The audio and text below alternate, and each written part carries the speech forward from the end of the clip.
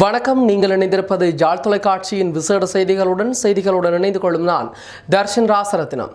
நாட்டின் சமாதானத்திற்கு பல விதமான சவால்களை எதிர்கொண்டிருக்கும் நிலையிலும் கூட நாங்கள் நமது நம்பிக்கையினை விடாது தொடர்ந்து முயற்சிக்க வேண்டும் என நாட்டின் தேசிய சமாதான பேரவையின் நிறைவேற்று பணிப்பாளர் ஜெஹான் பெரேரா தெரிவித்துள்ளார். யாழ்ப்பாணம் தந்தை செல்வா மண்டபத்தில் தந்தை செல்வாவின் 44வது நினைவு தினத்தில் முன்னேற்றத்திற்கான இணக்கம் காணுதல் என்னும் துணைப்பொருளில் அவர் ஆற்றிய நினைவுரையின் போதே கலாநிதி ஜெகன் பெரேரா இவ்வாறு தெரிவித்துள்ளார்.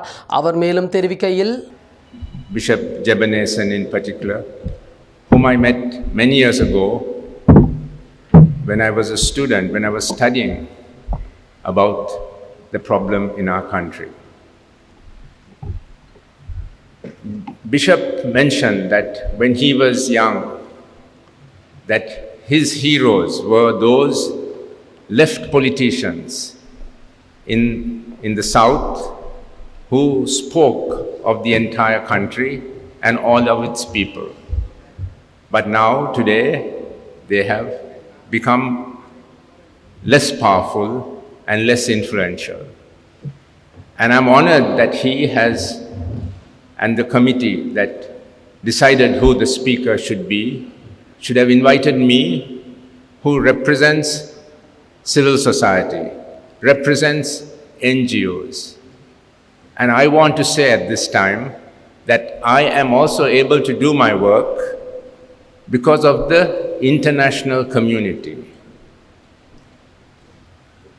In the Hindu scriptures it is said that to the wise the whole world is one family. And I very strongly believe in that. And it is my aspiration and part of my work to see that our government and the international community that supports us become friends once again, that they work together for the well-being of the people of this country and also the well-being of the world. I want to thank Mr. Senathirajah, who invited me yesterday to his home to dinner. And I saw that he's living in a house that he has built only 3 years ago with the support of his family. And I learned that for many years prior to that, he had to live in the party office with his family. And I saw how much people like him have suffered and continue to suffer. The price that this conflict has inflicted on the people of the north, on the Tamil people, and in the east, and on many other people also. I also want to thank Mr. Sumantiran, Honorable Sumantiran, who is actually a voice for the entire country. He represents the whole of Sri Lanka in what he stands for. He does not think, I think, too much. He does not think so much of regions, but of the whole country. He's a national leader, and I'm honored to know him. And finally, I also want to refer to Ilankovan, who is not here on the stage, but who is the great S.J.V. Chelvanayakam's grandson. I met him, I think, about over 30 years ago, when I was working for the Sarvodaya movement with Dr. A.T. Ariyaratne. And I had joined the Sarvodaya movement because I saw that in our country there was a big divide between the rich and the poor. And I wanted to be a bridge between that. I wanted to make a difference. And when I was at Sarvodaya, I met Ilankovan, who also joined Sarvodaya. And Dr. Ariyaratne was very proud to have him at Sarvodaya. He said he is S.J.V. Chelvanayakam's grandson. And when I saw Ilankovan, he was so humble. And he has remained humble. And though he no longer works for Sarvodaya, he is also a leader of civil society. that seeks to bridge the gaps between our people, who works for the well-being of all, which we learned at Sarvodaya. The purpose of life is to work for the well-being of all. That's a lesson I learned at Sarvodaya, one lesson.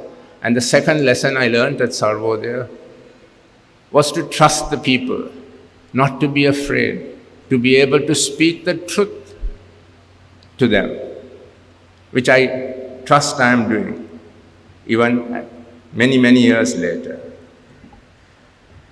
Now today's event takes place after a break of 2 years.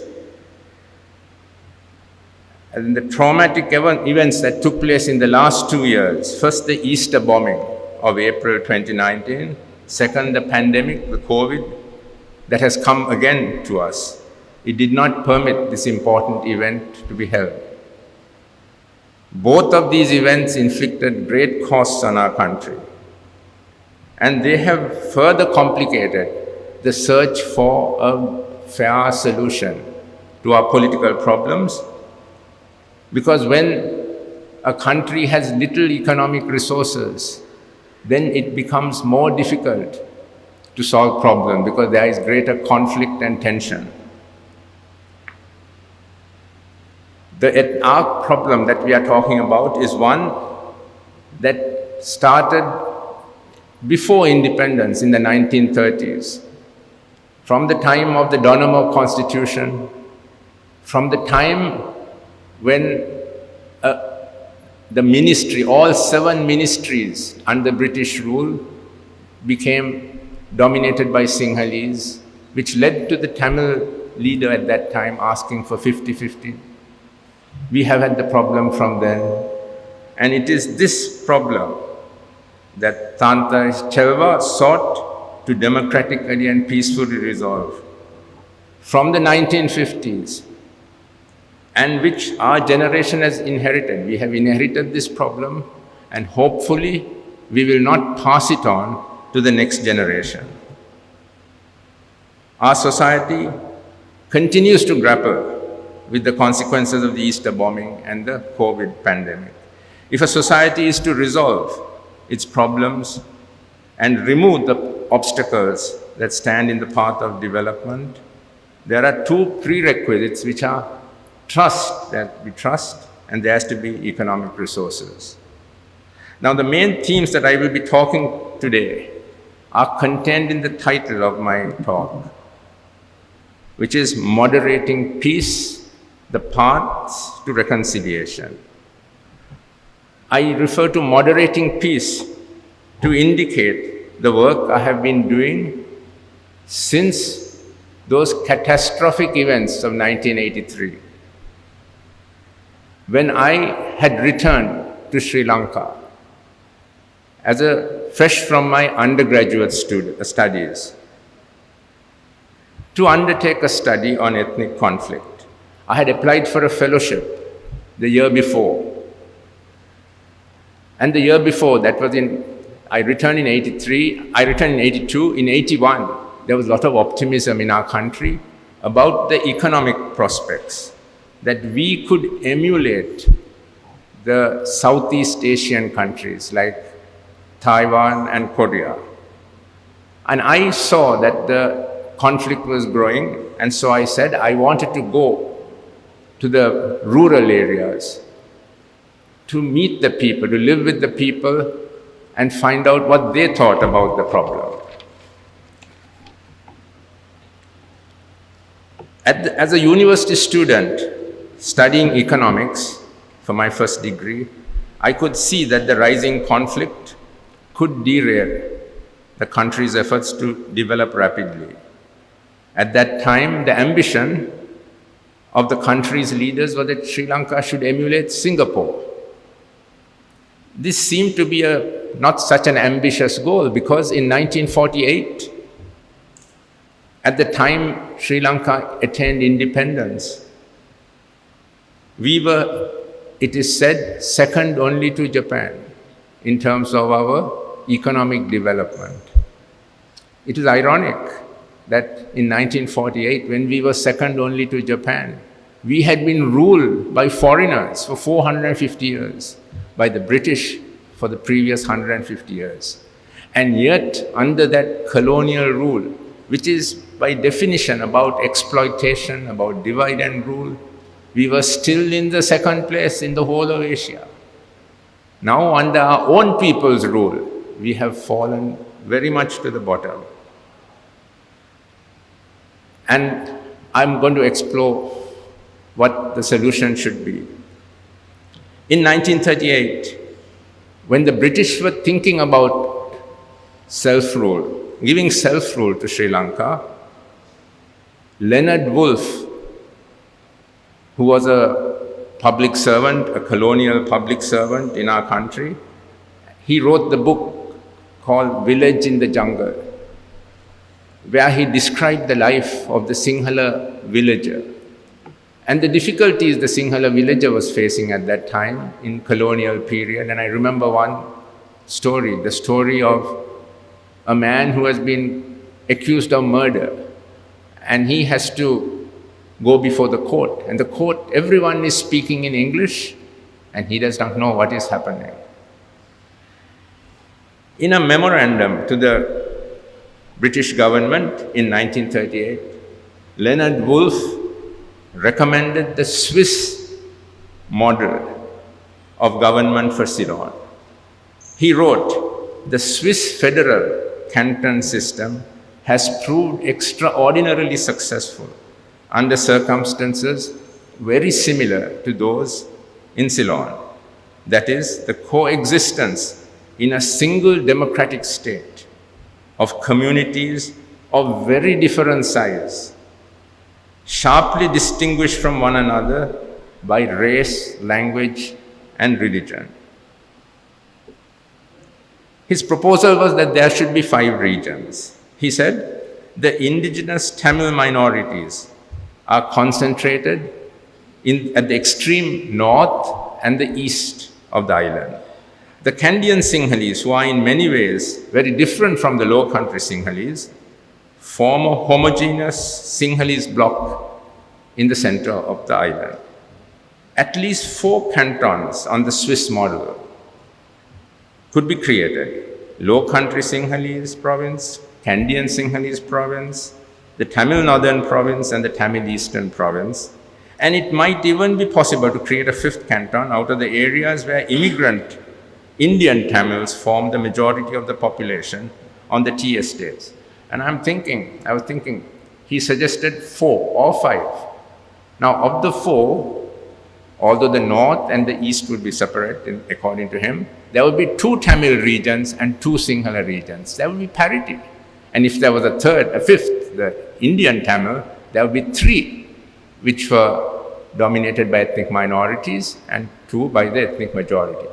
So there would have been some form of balance between regions through perhaps a Senate, which would counterbalance the fact that there is a Sinhalese numerical majority in the country, which would be represented in the parliament. Now, the majority of Sinhala people in Sri Lanka have been conditioned to believe that devolution of power is both dangerous to national unity and is economically inefficient. This is the message that has been given to them by nationalist leaders and accepted by most of the religious and civil society. The present government, which was elected after the Easter bombing, was elected on the promise that they would strengthen the system of government by further centralizing power. This line of thinking was strengthened by the Easter bombing, which said that the government was weak and divided. During the time of my research in the Sinhalese villages, I stayed in the home of a Sinhalese farmer. I stayed in his house, and in the Sinhala villages, maybe the Tamil ones too, the front of the house, the front room can be separated from the rest of the house. where you can close the rest of the house off to the person living in the front of the house. So I was given the front room. And I spent about a month with him there. One day I asked him to explain what the war was about. What did he think about the war that was then going on? He said, "You are my guest, and I have let you stay in my house in the front room for a month now." So I thought, now he's saying something, maybe I should say thank you. So I said, "Thank you. You have been very kind to me. You have let me stay in the front room of your house." Then he said, "No, I didn't mean to ask you to thank me. I was trying to explain what this conflict is about, what this war is about." He said, "Suppose now, after staying for 6 months, you have now stayed for 1 month, after staying for 6 months, you suddenly said to me that front room is your own room. It's your own. Would that not be unfair?" This was his understanding of what our conflict was. Now, the Sinhala people have a history that goes back 2,500 years. They are very proud of the history. It was written 1,500 years ago by Buddhist monks. And one of the central themes of that history is that Sri Lanka is a Sinhala country, a Buddhist country, that it was given to the Sinhalese by Lord Buddha prior to his passing away from this world.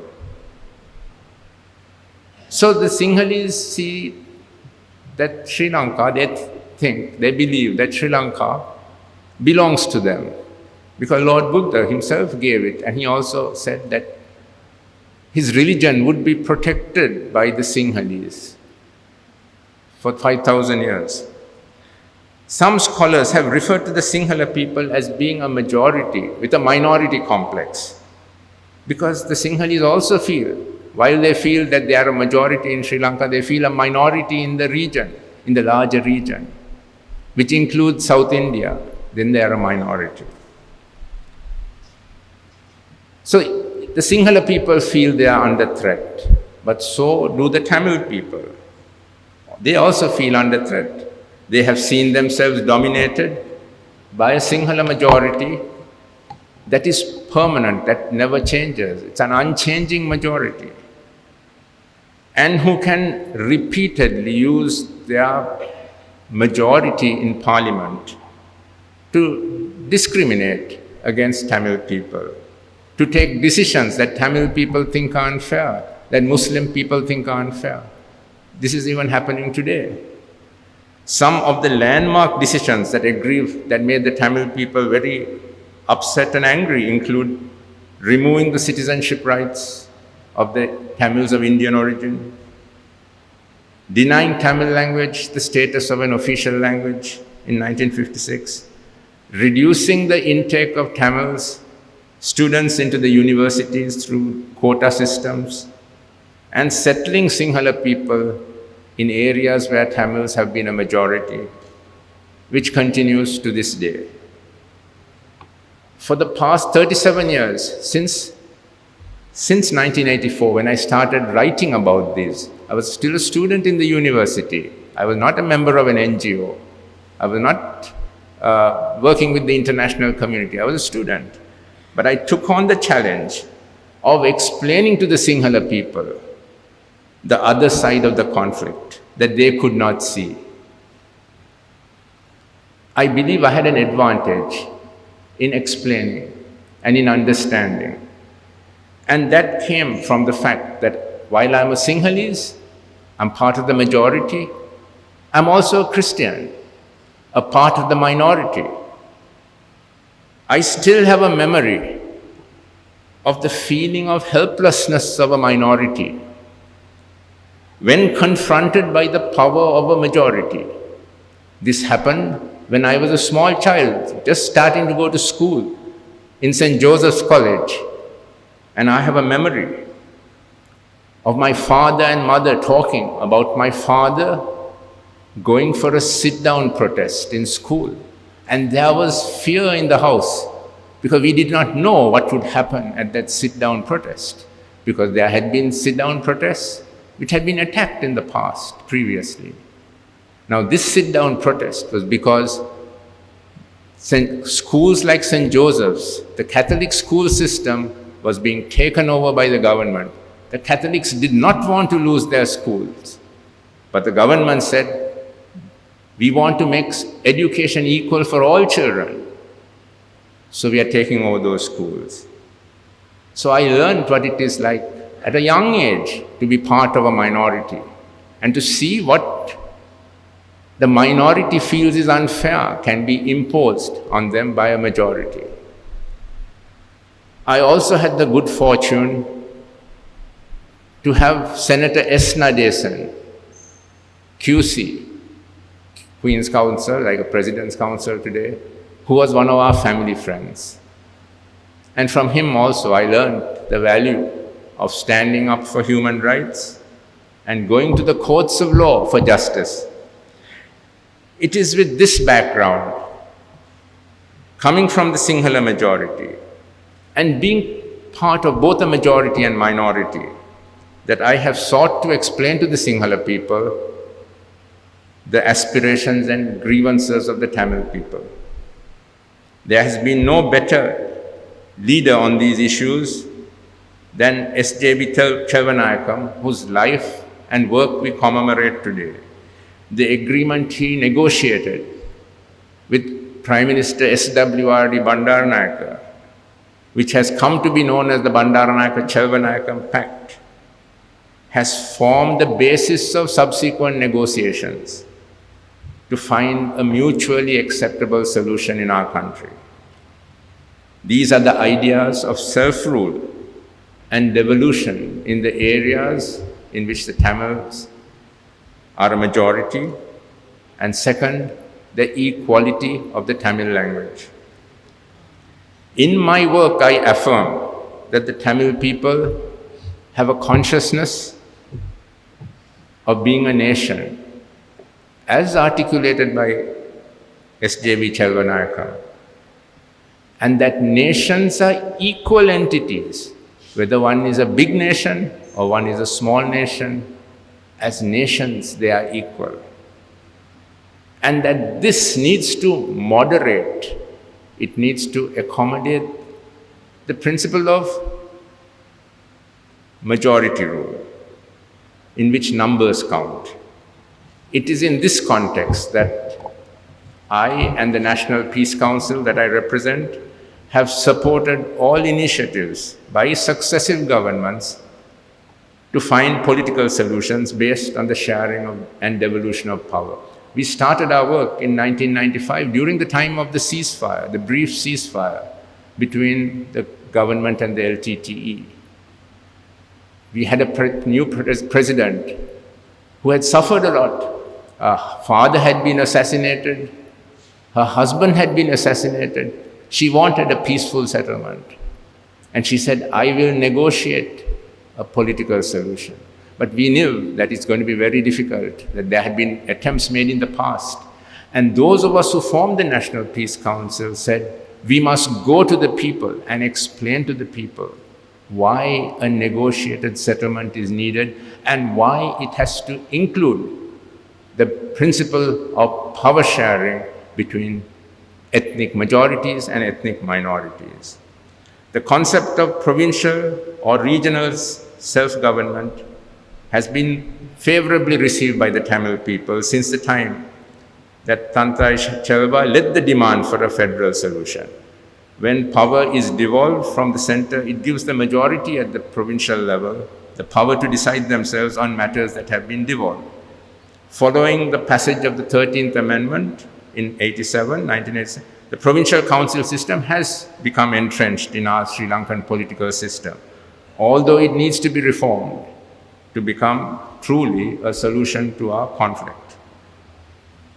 The need for sharing of power is particularly strong in Sri Lanka, where there are groups representing various identities and interests, which needs to be represented in decision making. Therefore, in the current context, the most important need is to protect the gains of the past, to protect the 13th Amendment. Even though it is not the ideal solution, we need to protect it.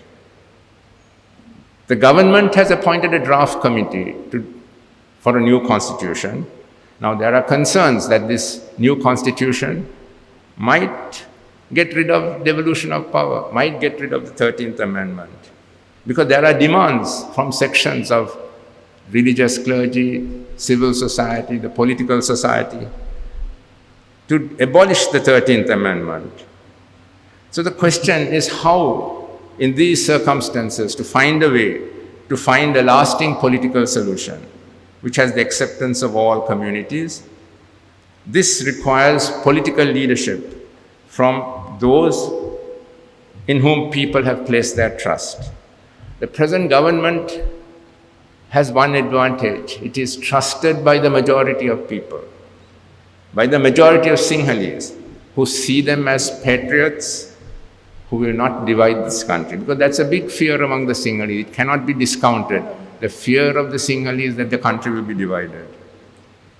This government is seen as people who will not permit that to happen.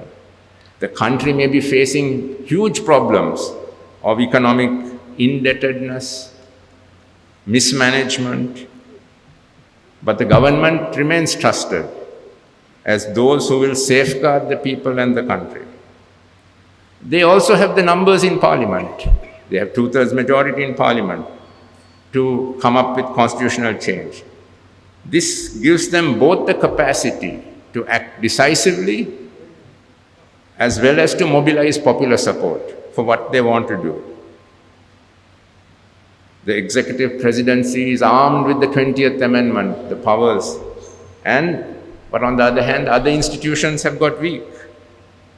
It is this reality that presents the danger of weakening of devolution of power also, in keeping with the government's promise to strengthen the central government.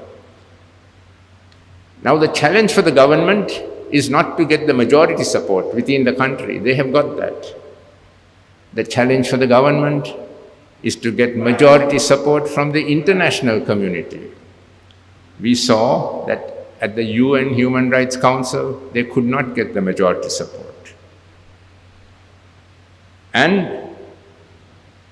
they lost that resolution last month. As a result of the resolution, Sri Lanka now will be on the UN's agenda for the next 18 months. It will be scrutinized every 4 months for the next 18 months. The resolution has also led to the setting up of a special investigation unit to collect information with regard to past and present human rights violations. So this is serious. The government has to deal with these issues. And further, non-compliance with the recommendations of the UN resolution open up the possibility of economic sanctions and the loss again of the GSP plus tariff privilege that Sri Lanka lost before in 2010 and which led to the shrinking of our exports to the EU. Now the root of the UN's involvement, why is the UN involved in Sri Lanka? It came with the end of the war. In 2009, UN Secretary General Ban Ki-moon came to Sri Lanka. He went to the north, he looked at the refugee camps. He said, I have traveled around the world and visited similar places, but this is by far the most appalling scenes that I have seen. He said, I sympathize fully with the displaced persons. In addition, when he was here, the UN and the government of Sri Lanka issued a joint statement in which it said, the Secretary General underlined the importance of an accountability process for addressing violations of international and humanitarian human rights law. The government will take measures to address those grievances. Now, the UN resolutions are based on the principle of transitional justice. Transitional justice refers to the ways countries emerging from periods of conflict address large-scale and systematic human rights violations that are so large, numerous, that the regular justice system cannot deal with it. The concept of transitional justice is the path to reconciliation and sustainable peace is based on the four pillars of truth, accountability, reparations, and institutional reforms. These four pillars are part of a whole, but they can be implemented in a sequence manner. Perhaps the most important of these is truth. The truth is the most important element of transitional justice. It is like in a personal dispute. Unless we know the truth, we can't move to find the solution to the problem. On the other hand, the most controversial aspect for Sri Lanka of the transitional justice process is the issue of accountability. It is also the focus of the international human rights community. The UN Secretary General's statement on the Sri Lankan conflict in 2009 referred to accountability as the main operative element. And it was to ensure accountability that the UN resolution of 2015 contained in it provisions for a hybrid court in which foreign judges would participate. But it was this provision that was most opposed within Sri Lanka by the political leaders and by the Sinhala people themselves. The present government's position is that accountability is not something that they will address. Even as the government's position is we gave amnesty to 12,000 LTT cadre, therefore we can also pardon soldiers who may be guilty of crimes and not permit the trial of others. Due to international pressure, however, from the UN and the possible consequences of disregarding it, the government needs to show positive movement in implementing at least some of the UNHRC recommendations. The resolution calls on the government to do the following things: to ensure the prompt and impartial investigation, if warranted, of alleged crimes relating to human rights violations and serious violations of international human rights law. Strengthen the Human Rights Commission, the Office of Missing Persons, the Office for Reparations. Investigate attacks and ensure safe environment in which civil society can operate and protect the civil society members. Review the Prevention of Terrorism Act and ensure that any legislation that combats terrorism conforms to international human rights law. Foster freedom of religion, foster pluralism, promote the ability of all religious communities to manifest religion, fulfill the commitments to the devolution of power and to the holding of provincial elections, continue to cooperate with the UN system on human rights and the UN Human Rights Council. Now, if the government is not ready to address the problem of accountability, it can at least focus on other areas of transitional justice, such as truth-seeking. At the level of individuals, there are thousands of families who have their members missing and who feel they cannot abandon. They need an acknowledgement of what happened. Although the war is more than 11 years over, they don't know what has happened. We can imagine the pain of those families. We can see that even in the case of the Christians, the way the Catholic Church is fighting now to know what happened, the truth of what happened in the Easter bombing. They are not giving up. They are not letting go. So in the same way, in the North and the East, people are fighting. They want to know what happened. A policy of reparation can be implemented by working with the two transitional justice mechanisms established by the previous government. The previous government created an Office of Missing Persons, Office of Reparations. The Office of Missing Persons issues certificates of absence, and it gives compensation. It gives a small payment of 6,000 rupees a month. This can be increased, for instance. However, the most important pillar in the transitional justice process, from the perspective of the future and the long term, is institutional reform. The new constitution being drafted provides an important opportunity for institutional reform. Now, you might know that on the issue of the Colombo port city, which Honorable Sumantiran has made representation before the Supreme Court, the government's lawyers have taken the unitary state principle to the maximum level. Because to provide autonomy to the governing body of Colombo Port City, it provides for the establishment of a commission consisting of 5 to 7 people appointed by the president, and those people do not need to be Sri Lankan citizens. The commission will govern the port city. The commission will be vested with power to exempt port city investors from taxes and various other controls. The Parliament of Sri Lanka will have no oversight over the finances of the port city. And the port city's accounts will not be audited by the Auditor General. If the government is prepared to consider new concepts of national security, to promote economic development, if it is prepared to share governance of the port city with people who may not even be citizens of Sri Lanka, then it should also be prepared to consider new concepts when it comes to sharing power within the country, between our people. The new thinking of the government on Colombo Port City can be utilized to design a creative model of devolution of power that meets the interests of the government and the people living in the north and east. Now the question, however, is, will any of this happen? It has not happened. It looks as if the government is not interested in devolution of power, but we have to hope.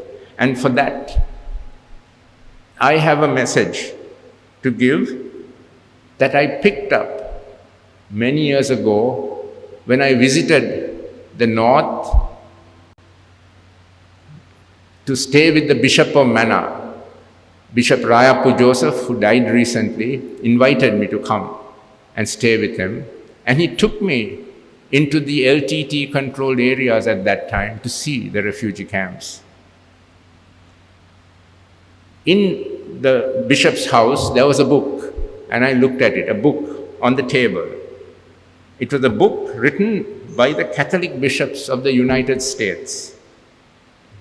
It was called The Challenge of Peace, God's Promise and Our Response. The publication date was May 1983. Now, as we know, the 1980s was a time of great tension in the world between the United States and its allies and the Soviet Union and its allies. And in the United States, there was a president, Ronald Reagan, who called the Soviet Union the evil empire. So there was a possibility that they would actually go to war, because this was the evil empire on the one hand and US on the other hand. The bishops wrote this. It said, as bishops, we are concerned with issues that go beyond diplomatic requirements. It is of value to keep raising in the realm of political debate truths which ground our involvement in affairs of nations and peoples. Now, Soviet behavior in some cases merits the adjective that is reprehensible. However, remember, the Soviet people and their leaders are human beings created in the image and likeness of God. Then they went on to say, to believe that we are condemned in the future only to what has been the past is to underestimate our human potential for creative diplomacy and God's action in our midst, which can open the way to changes we can barely imagine. We do not intend to foster illusory ideas that the road ahead in superpower relations will be devoid of tension or that peace will be easily achieved. But we warn we do need to warn against the hardness of heart, which can close us or others to the changes needed to make the future different from the past. Now, within 5 years of what they said, that we should not harden our hearts, we must remember that the other, whom we think is doing very bad things, is still created in the image and likeness of God and capable of good things. Within 5 years of them saying this, the Soviet Union began to change. There was a new leader, Gorbachev. And through Gorbachev, the evil empire which President Reagan had talked about changed. So in the same way, we need to work with the faith that what was possible in other parts of the country, in other parts of the world also, there were conflicts that lasted many years, many decades, but they came to an end. And there is, in some of those countries, there is justice and peace. So if our guiding light is equal rights for all citizens and equal dignity for all communities, I believe our journey to our destination will be an unwavering one. We won't change the course. And I want to finally end with one thought, because of what Bishop said, that in the ancient times also, when Jesus had to feed a large number of people and there was no food to feed them, one boy was there with 5 loaves and 2 fishes, which actually ended up feeding everyone. So we must not give up. And I think that is the spirit which I would like to end this talk, that we must not give up. We must continue to work. We must engage with those who have the power wherever possible, but we must stand for the justice and for truth, as S.J. Vichalvanayakam did in his time. Thank you very much, and thank you for the invitation for me to talk to you.